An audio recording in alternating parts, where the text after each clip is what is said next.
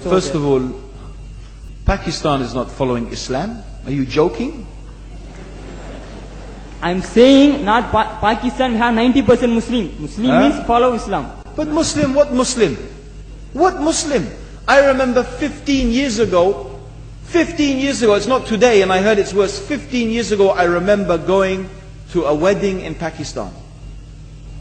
A wedding where men and women were mixing freely. Where the bride was dancing on the stage with all the male members of the family dancing on the stage.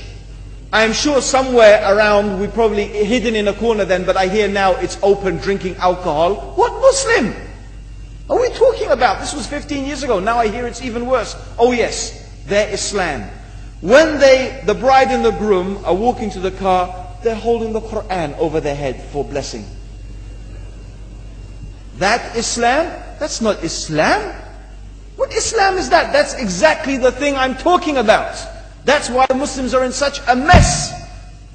Because of this nonsense, this hypocrisy, actually they are insulting the Quran by doing that. Amongst all of this haram, they think that the Quran, holding it over the head, is going to bless them because they're holding it. What is that? Where did they get this from? So, I don't know what we're talking about. In fact, this is the problem. You see, the Muslim world itself is so far from Islam. So many you find here in India. Well, I know it's not a Muslim country, but there are lots of Muslims here.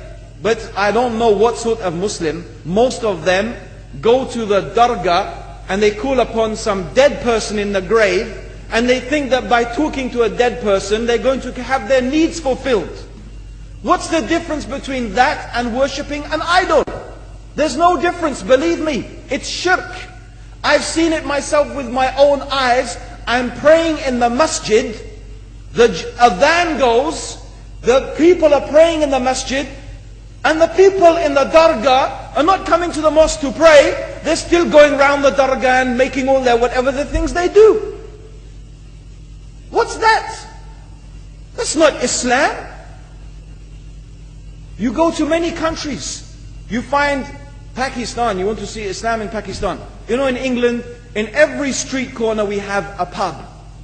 You know what's a pub? You know what's a pub? Like a bar, you know, a place where you sit and drink alcohol. Yeah? Yes? In Pakistan, believe me, they have something worse than that. Yes, worse. On every street they have a picture of a palm. Everywhere you see it, hanging from the windows. They have the picture of a palm. What's that advertising? Something worse than drinking alcohol. An invitation to disbelieve in Allah. That they're going to read your hand and tell your fortune. Shirk. It's shirk. Whoever believes, the Prophet said, sallallahu alaihi wasallam, whoever visits a fortune teller out of curiosity, Allah will not accept their prayers for 40 days.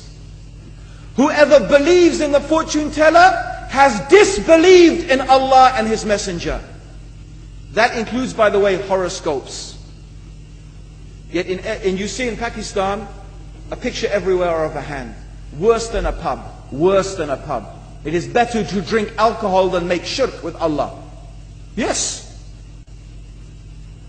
So this is the Muslim countries. You will not find one except they are not doing magic and shirk and kufr, or except maybe one or two you will find.